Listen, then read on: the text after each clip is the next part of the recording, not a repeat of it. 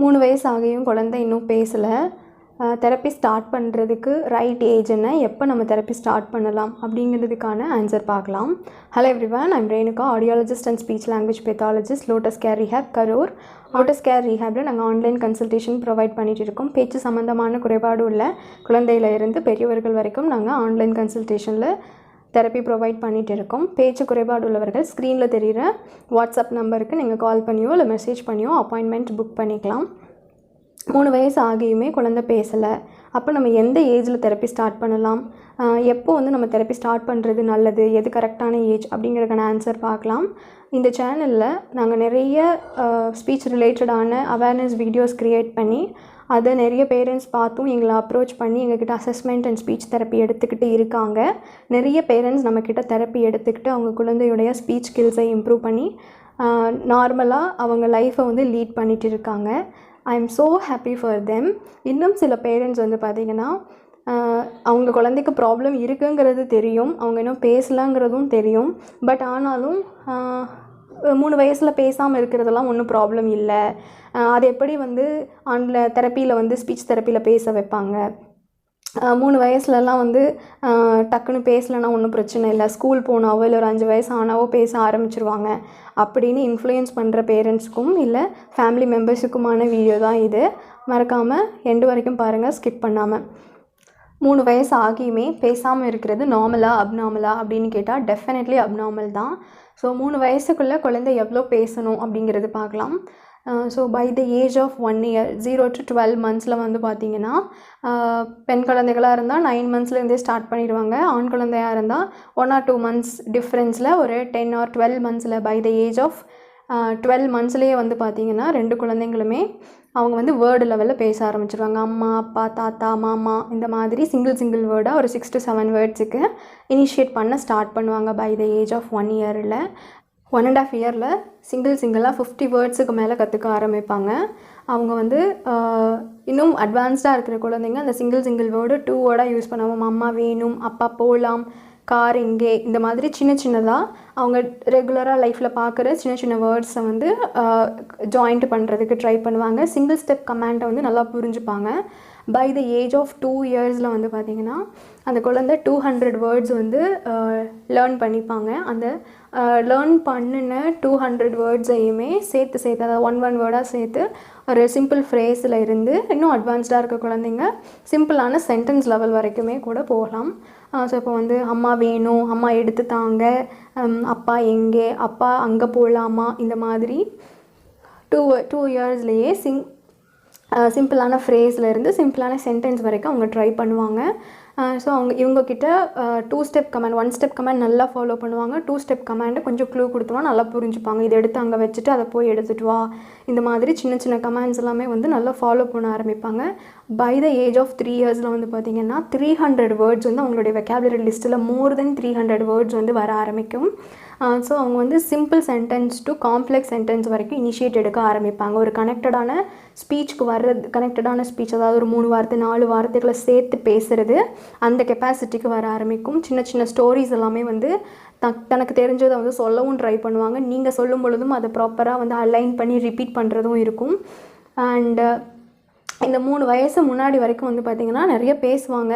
அந்த பேசுகிறத வீட்டில் இருக்கவங்கக்கிட்ட அம்மா அப்பா மட்டும்தான் புரிஞ்சுக்க முடியும். But by the age of 3 yearsல பார்த்திங்கன்னா அந்த குழந்தை பேசுகிறத எல்லாராலையும் புரிஞ்சுக்க முடியும். ஸ்பீச் கிளாரிட்டிங்கிறது நல்லாவே இம்ப்ரூவ் ஆகும். அண்ட் இந்த 3 yearsல காம்ப்ளெக்ஸான இன்ஸ்ட்ரக்ஷனையுமே கூட 2 step கமாண்ட்ஸ் எல்லாமே நல்லா புரிஞ்சுக்க ஆரம்பிப்பாங்க. ஸோ இந்த 0 to 3 yearsல இவ்வளோ மேசிவான சேஞ்சஸ் அந்த பிரெயினில் வர்றதுக்கான காரணம் என்ன அப்படின்னு பார்த்திங்கன்னா நியூரோபிளாஸ்டிசிட்டி அப்படிங்கிற பிரெயின் டெவலப்மெண்ட்டில் நடக்கக்கூடிய ஒரு ப்ராசஸ். ஸோ இந்த நியூரோபிளாஸ்டிசிட்டி அப்படிங்கிறது அந்த குழந்தை வயிற்றில் 5 மாதத்தில் இருக்கும் பொழுதே பிரெயின் டெவலப்மெண்ட்ஸில் நியூரான்ஸ் எல்லாம் ஃபார்ம் ஆகும். அந்த குழந்தை டெலிவர் ஆனதுக்கப்புறம் ஃபார்ம் ஆன நியூரான்ஸ் எல்லாம் ஒன்றோட ஒன்று கனெக்ட் ஆகி அந்த நம்ம இந்த என்விரான்மெண்ட்லேருந்து கற்றுக்கக்கூடிய தொடுதல் மூலியமாக, கேட்குறது மூலியமாக, பார்க்குறது மூலியமாக, இந்த சுவைக்கிறது மூலியமாக, ஸோ இந்த சென்சஸ் மூலியமாக அந்த குழந்தை இந்த என்விரான்மெண்ட்டில் எக்ஸ்பீரியன்ஸ் பண்ணுறதை வச்சு தான் அந்த நியூரான் கனெக்ஷன்ஸ் ஒரு செகண்டுக்கு 1 million நியூரான்ஸ் கனெக்ட் ஆகுது பேபியோடைய பிரெயினில். ஸோ இது ரொம்ப ரொம்ப ஒரு ஃபாஸ்ட்டான ப்ராசஸ்ஸு. ஸோ இதனால தான் குழந்தையுடைய 2 to 3 இயர்ஸில் இருக்கக்கூடிய பீரியடை வந்து பார்த்திங்கன்னா கிரிட்டிக்கல் பீரியட் அப்படின்னு சொல்கிறாங்க. ஸோ இந்த நியூரோபிளாஸ்டிசிட்டி குழந்தைக்கு மட்டும்தான் இருக்குன்னா இல்லை, குழந்தைக்கும் இருக்குது, எனக்கும் இருக்குது, உங்களுக்கும் இருக்குது, எல்லாருக்குமே நியூரோபிளாஸ்டிசிட்டி அப்படிங்கிறது இருக்குது.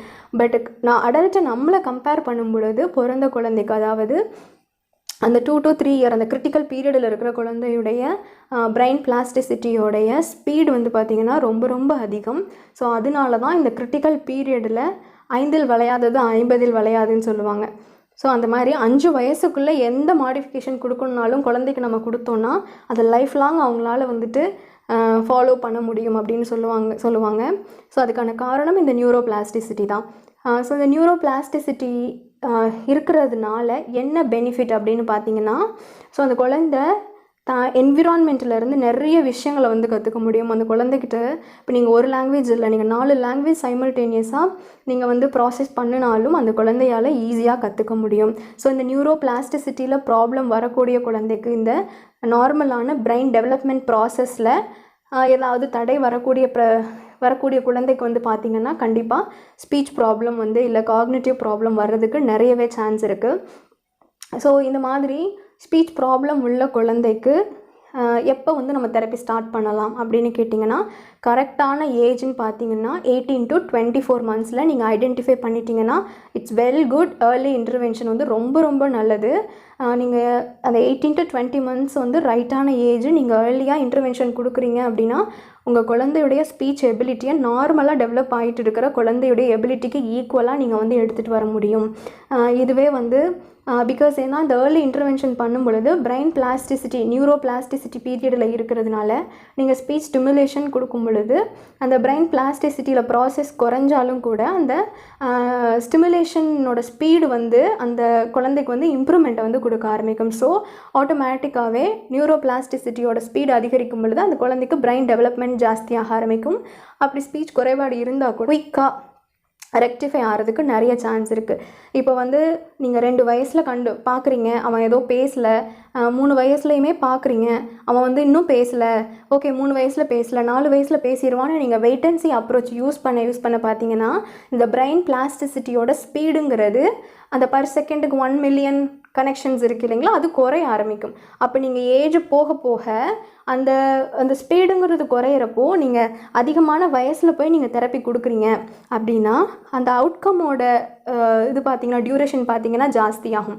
ஸோ நீங்கள் எவ்வளோக்கு எவ்வளோ ஏர்லியாக ஐடென்டிஃபை பண்ணி நீங்கள் வந்து தெரப்பி கொடுக்கும் பொழுது அதோட அவுட்கமும் நீங்கள் ஐடென்டிஃபை பண்ணி ரொம்ப நாள் வந்து wait and see approach use பண்ணி வரும்னு வெயிட் பண்ணி நீங்கள் அதுக்கப்புறம் ஒரு 4 வயசில் 5 வயசில் நீங்கள் தெரப்பி கொடுக்குற குழந்தைக்கும் ரெஸ்பான்ஸ் எப்படி இருக்குன்னு பார்த்தீங்கன்னா இந்த 2 வயசில் தெரப்பி ஸ்டார்ட் பண்ண குழந்தையுடைய ரெஸ்பான்ஸ் ரொம்ப ரொம்ப ஜாஸ்தியாக இருக்கும். பை த டைம் இந்த குழந்தை நார்மலாகவே பேச ஆரம்பிச்சிருவாங்க. பட் இந்த 4 வயசில் தெரப்பி ஸ்டார்ட் பண்ண குழந்தையுடைய ப்ராசஸ்ங்கிறது பார்த்திங்கன்னா அவுட்கம் ரொம்ப குறைவாக இருக்கும். நம்ம என்ன தான் தெரப்பி 2 பேருக்கும் சிமிலராக யூஸ் பண்ணாலும் இவங்களுடைய அந்த கேட்ச் பண்ணிக்கிற கெப்பாசிட்டி, அதை ப்ராசஸ் பண்ணுற கெப்பாசிட்டி, அதை எப்படி யூஸ் பண்ணணுங்கிறது எல்லாமே இந்த 2 வயசில் இருக்கிற குழந்தைங்களுக்கு ஜாஸ்தியாக இருக்கும். ஸோ இப்போ வந்து நீங்கள் கேட்கலாம், நாங்கள் ஏதோ தெரியாமல் விட்டுட்டோங்க, இப்போ எங்கள் குழந்தைக்கு 4 வயசு ஆகிடுச்சு, இப்போ நாங்கள் தெரப்பி கொடுத்தா எங்களுக்கு யூஸ் இல்லையான்னு கேட்டால் கண்டிப்பாக அப்படி இல்லை. கண்டிப்பாக நீங்கள் ஒரு சரியான ப்ராசஸை வந்து சூஸ் பண்ணி நீங்கள் இன்டென்சிவான ஸ்டிமுலேஷன் நீங்கள் கொடுக்குறீங்க அப்படின்னா உங்கள் குழந்தைக்கும் சான்ஸ் இருக்குது, உங்கள் குழந்தையாலையும் நல்லா நார்மலாக பேசவும் முடியும். பட் என்னென்னா நீங்கள் இதை சூஸ் பண்ணும்பொழுது நீங்கள் எவ்வளோக்கு எவ்வளோ ஏர்லியாக நீங்கள் தெரப்பி கொடுக்குறீங்களோ அவ்வளோ சீக்கிரம் அந்த ப்ராசஸை வந்து நார்மலாக்கி உங்கள் குழந்தைக்கு நார்மலான லைஃப்பை லீட் பண்ண வைக்க முடியும். பட் லேட் ஆக பார்த்திங்கன்னா அவங்களுடைய அந்த அவுட்கம்மோடைய டியூரேஷன் குறைய ஆரம்பிக்கும். ஸோ இப்போ வந்து ஒரு 6 to 8 மந்த்ஸில் சொல்கிறது ஒரு 1 இயர் வரைக்கும் கூட போகலாம், அந்த மாதிரி தான். ஸோ ரைட்டான ஏஜ் தெரப்பி ஸ்டார்ட் பண்ணுறதுக்கும் சரி, நம்ம வந்து தெரப்பி வந்து அசஸ்மெண்ட் பண்ணிட்டோம் நம்ம வெயிட் பண்ணி பார்க்கலாங்கிறது யூஸ் பண்ணாமல் நீங்கள் வந்து எவ்வளோக்கு எவ்வளோ சீக்கிரமாக ஐடென்டிஃபை பண்ணி இன்டர்வென்ஷனில் என்ரோல் ஆகிறீங்களோ அவ்வளோ குயிக்கான ரெஸ்பான்ஸ் வந்து நம்ம எடுக்க முடியும் குழந்தைகிட்ட இருந்து. ஏன்னா பிகாஸ் நிறைய பேரண்ட்ஸ் வந்து ப்ராப்ளம் இருக்குதுன்னு தெரியுது, அசஸ்மெண்ட்டுக்கும் வருவாங்க, அசஸ்மெண்ட்டில் என்ன டயக்னோஸ்னு தெரிஞ்சுக்குவாங்க. இருந்தாலும் நீங்கள் எங்ககிட்டயோ இல்லை வேறு யாருக்கிட்டையோ நீங்கள் டக்குன்னு என்ரோல் ஆகிட்டு உங்கள் குழந்தைக்கு சரியான ஸ்பீச் அண்ட் லாங்குவேஜ் ஸ்டிமுலேஷன் நீங்கள் கொடுக்க ஆரம்பித்தாதான் அவங்களுடைய அந்த ப்ராசஸிங் எபிலிட்டிங்கிறது இம்ப்ரூவ் ஆகும். இப்போ வந்து இன்னும் ஒரு சிலர் சொல்லுவாங்க, அசஸ்மெண்ட் எடுத்துக்கிட்டோங்க, என்ன ப்ராப்ளம்னு தெரியும், ஸோ நாங்களே வீட்டில் பேசுகிறோம், நான் வீட்டில் தான் இருக்கேன், நானே என் குழந்தைகிட்ட நிறைய பேச்சு கொடுத்துட்டே இருக்கேன், என்கேஜ் பண்ணுறேன் அப்படின்னா well good, we really appreciate you. But என்னென்னா 2 கையையும் பேரலாக தட்டுனா தான் ஓசை இல்லைங்களா? ஸோ இப்போ வந்து ஃபார் எக்ஸாம்பிள் நீங்கள் மட்டுமே ஸ்டிமுலேஷன் கொடுக்குறீங்க, நீங்கள் மட்டுமே பேசுகிறீங்க, பட் உங்கள் குழந்தை வந்து அதை புரிஞ்சுக்கிற கெப்பாசிட்டியோ இல்லை வந்து நீங்கள் சொல்கிறத ப்ராசஸை வந்து சொல்கிற விஷயத்த ப்ராசஸ் பண்ணிக்கிற அந்த ஒரு எபிலிட்டி இல்லைங்கிறப்ப நீங்கள் என்ன தான் வந்து மணிக்கணக்கில் பேசிகிட்டே இருந்தாலும் இந்த குழந்தைகிட்ட இருந்து ரெஸ்பான்ஸ் வராது. ஸோ அட் த எண்டில் வந்து பார்த்திங்கன்னா டைம் தான் வந்து வேஸ்ட் ஆகிற மாதிரி இருக்கும். நீங்கள் என்கேஜ் பண்ணி பார்த்துருப்பீங்க, பட் ஆனாலும் உங்கள் குழந்தைகிட்ட இம்ப்ரூவ்மெண்ட் பெருசாக தெரிஞ்சிருக்காது. காரணம் ஸ்பீச் லாங்குவேஜ் பெத்தாலஜிஸ்ட் அப்படிங்கிறவங்க என்ன ப்ராசஸ் வந்து டிலே ஆகிருக்கு, எவ்வளோ டிலே ஆகிருக்கு, அந்த டெவலப்மெண்டல் ப்ராசஸை வந்து எப்படி வந்து நம்ம ட்ரிகர் பண்ணலாம், ஸ்டிமுலேட் பண்ணலாங்கிற ஐடியாஸை வந்து உங்களுக்கு ஷேர் பண்ண முடியும், அந்த கைட்லைன்ஸ் வந்து உங்களுக்கு கொடுக்க முடியும். ஸோ நீங்கள் அசஸ்மெண்ட் பண்ணி இன்டர்வென்ஷனில் என்ரோல் ஆகும் பொழுது உங்களுடைய ஸ்பீச் லாங்குவேஜ் பெத்தாலஜிஸ்ட் உடைய ஜாப் என்னென்னா உங்கள் குழந்தையுடைய ப்ராப்ளம் உங்களுக்கு சொல்லி அதை வந்து எப்படி நம்ம ஸ்டிமுலேட் பண்ணலாம், என்னென்ன ஸ்கில்ஸ்லாம் வந்து லாஸ் ஆகிருக்கோ, என்னென்ன எபிலிட்டிஸ்லாம் வந்து கம்மியாக இருக்குது, இல்லை என்ன ஆன் ப்ராசஸில் இருக்குது, அதாவது நல்லா பண்ணிகிட்டு இருக்காங்களோ அதெல்லாமே ஐடென்டிஃபை பண்ணி அதை வந்து ஸ்டிமுலேட் பண்ணுறவங்க தான் speech and language pathologist. So நீங்கள் எவ்வளோ டீச் பண்ணினாலும் இம்ப்ரூவ்மெண்ட்டுங்கிறது கரெக்டான அந்த பிரைன் ப்ராசஸை ஸ்டிமுலேட் பண்ணுற மாதிரியான ஆக்டிவிட்டிஸ் நீங்கள் செட் பண்ணி டார்கெட் செட் பண்ணி ஒர்க் பண்ணினா தான் உங்கள் குழந்தைக்கு இம்ப்ரூவ்மெண்ட் அப்படிங்கிறது இருக்கும். ஐ ஹோப், ஏன்னா எத்தனையோ பேரண்ட்ஸ் வந்து என்கொயரி வருவாங்க, அசஸ்மெண்ட் வருவாங்க, இன்னும் ஒரு சிலர் ஜஸ்ட் நாங்கள் ட்ரையலுக்காக வந்து தெரப்பி எடுக்கிறவங்க பார்க்குறவங்கன்னு வந்து வருவாங்க. இருந்தாலும் பெருசாக வந்து அதில் ஒரு இன்வால்மெண்ட் இருக்காது. மேபி பேச மாட்டேங்கிறா, ரெஸ்பான்ஸ் கொடுக்க மாட்டேங்கிறா. ஏன்னா குயிக்கான ரெஸ்பான்ஸ் எல்லோரும் எதிர்பார்ப்பாங்க. உங்களுக்கு குயிக்கான ரெஸ்பான்ஸ் வந்து கிடைக்கணும் அப்படின்னா நீங்கள் 2 years to 2.5 yearsக்குள்ளே நீங்கள் ஸ்டார்ட் பண்ணிங்கன்னா definitely it will work out. And நீங்கள் அந்த ஏஜ் டிலே ஆக ஆக ரெஸ்பான்ஸ் கிடைக்கும். பட் ஆனாலும் அந்த குறைவான வயசில் இருக்கிற ரெஸ்பான்ஸ் அளவுக்கு இருக்குமான்னு அந்த ரேட் இருக்குமான்னு கேட்டால் கொஞ்சம் குறைவு தான். ஸோ நீங்கள் வந்து நம்மளுடைய மெயின் ஃபோக்கஸ் என்னென்னா நம்ம குழந்தையுடைய ப்ராசஸை நம்ம இம்ப்ரூவ் பண்ணணும், நார்மலாக பேசணும். ஸோ அதுக்கு வந்து நம்ம இமீடியட்டான ஆக்ஷன் எடுக்கிறது தான் வந்து நல்லது. ஐ ஹோப் இந்த இன்ஃபர்மேஷன் வந்து ரொம்ப ஹெல்ப்ஃபுல்லாக இருந்திருக்கும்னு நினைக்கிறேன். பிகாஸ் ஏன்னா நிறைய பேர் கேட்குற கொஷின் அதுதான், நாங்கள் எவ்வளோ தெரப்பி எவ்வளோ நாளுக்கு எடுத்துக்கணும், எப்போ எடுக்கணும், ஆன்லைனில் இது ஒர்க் அவுட் ஆகுமா? பிகாஸ் ஏன்னா பேரண்ட்ஸ் நீங்கள் உங்கள் மேலே நம்பிக்கை வச்சிங்கன்னா கண்டிப்பாக வந்து எதுவுமே முடியும். ஏன்னா எத்தனையோ பேர் எங்களை நம்பி எங்ககிட்ட தெரப்பி எடுத்து சக்ஸஸ்ஃபுல்லாக வந்து இப்போ அவங்க குழந்தைய வந்து நார்மலும் ஆக்கியிருக்காங்க. அதுக்கு எத்தனையோ பேரண்ட்ஸ் நாங்கள் எக்ஸாம்பிள் கொடுக்க முடியும். ஸோ ஐ ஹோப் நீங்களும் உங்களை நம்புங்க, உங்கள் குழந்தைய நம்புங்க, மாற்றம் உருவாகும். தேங்க்ஸ் ஃபார் வாட்சிங்.